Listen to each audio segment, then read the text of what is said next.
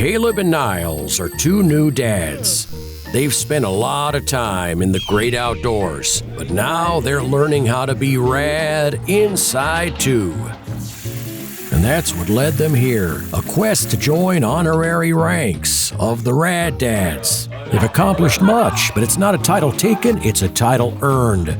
The Rad Dad, the highest rank of them all. You know those guys who climb mountains in jeans with no shirts on, good leg hair and an old backpack, but could also have a princess tea party with their daughter? Yeah, you know them. You want to be them, but you're afraid to look at them. You're worried a wrong glance gets your fin boxes punched and your new deck snapped. But in reality, a real Rad Dad isn't mean at all. Anyways, we're getting off topic here. Chapter 1.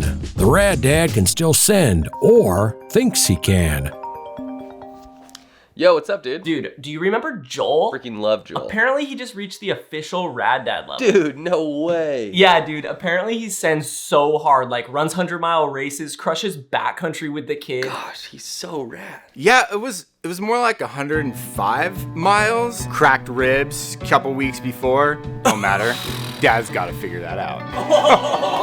The number one rule of becoming a Rad Dad is never losing that internal stoke.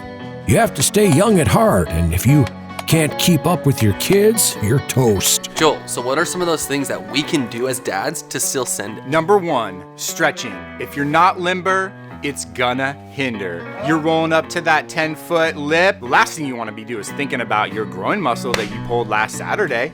Number 2, balance. Skateboarding, mountain biking, surfing, skiing, riding a dirt bike. You gotta let those wobbly knees know who's in charge. That's good. Right, balance. Do a kickflip. And number 3, flow. We're talking about hair, and this is crucial. It's not just hair. It's a symbol of freedom. The knees, Niles, the knees. Love to see a dad who's still got it. Chapter 2. The Rad Dad always has a fix. Duct tape WD-40, some random toolkit that's just laying around, a whole home backup power solution with EcoFlow Delta Pro. This thing could power a whole darn house if you needed it to. I'm serious. Keep your family warm and your fridge cold. Yeah, living on the lake, you always gotta be prepared. You never know what's coming in. Russell's fixing hands have touched just about every part of this house. I had to pick up poop. I've been working all week, so I haven't had a chance. Well, we might lose the tops of those trees up there, though, that's for sure. This is a big win. I think we could have some issues. Hey, I built this one. This little shed's still standing. Built my wife one, too. Good work, Russell. So here's the big one.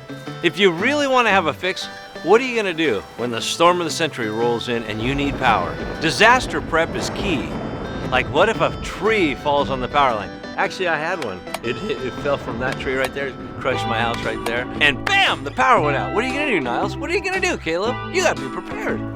Guys, with these bad boys, I got 7.2 kilowatts of power pumping into the house. I can fire up almost any appliance I want. Dad, so does that mean I can actually use my espresso machine when or if we lose power? Yeah. Oh, Nice, that's dude. crucial, Nice, dude. dude. Ooh, yeah.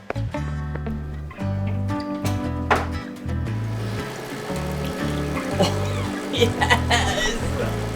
Honey, we still have coffee. It's nice to see these boys, these men, these dads on their way.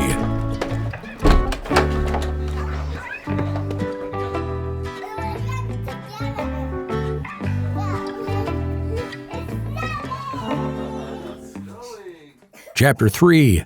The Rad Dad teaches their kids rad stuff. There comes a time in every Rad Dad's life where he has to make a sacrifice. The days of shredding pow in the mountains, chasing waves in Mexico, and running through the French Alps with your boys are over. Well, kind of. Let me explain. You guys are gonna have to be home a little more often. Yeah, we're literally having twins. You see, you have your hobbies. These keep you young, fresh. They let the mullet shine in all its glory. On the other side, you have your children. They need stuff. They cry. They're uncoordinated. In the middle, you have the ultimate prize for any Rad Dad. A full tank of stoked-out groms who share your same DNA to go send it with. But if those kids don't come back safe, y'all are in the red. Seriously. Oh, that's the other thing. Time is relational money. And if you want that hobby time, you gotta pay to play. That's doing the dishes, making dinner, cleaning up dinner, doing the night-night bedtime routine and tucking your kids in. You might need to run, skate, surf when it's less than ideal. But that's just it. It's less about scoring the perfect day and more about still getting a You day. need to incorporate the children into the hobbies so that when you're gone, they're with you. Why do you have 15 hobbies? Yeah, what? Surf, run. You're 30. What else? Oh, now I need to work out more. My ridges aren't big enough. Apparently my calves don't work. No one said it'd be easy. In fact, it might be a decade of BS you have to deal with. But if you walk the delicate tightrope of passing on your hobbies to your children, you end up with shred buddies. And Rad Dads love shred buddies. Guys, the trick is to never let it get to the point where they ask to leave. They're cold, they're tired, they're scared. You gotta get them to leave before the meltdown starts. Yeah, I can do that. Bring the kids home before the meltdown, so they're good. And then the meltdown happens with the girls. And then they take care of it. Yeah. Yeah. So dial. So good. Thanks, guys. You eat all our sugar? We're very stinky now, huh?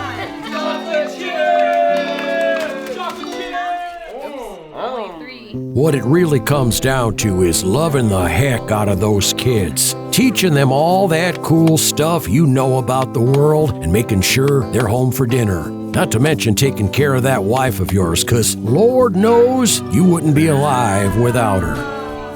Caleb, Niles, I think you guys are pretty dang rad.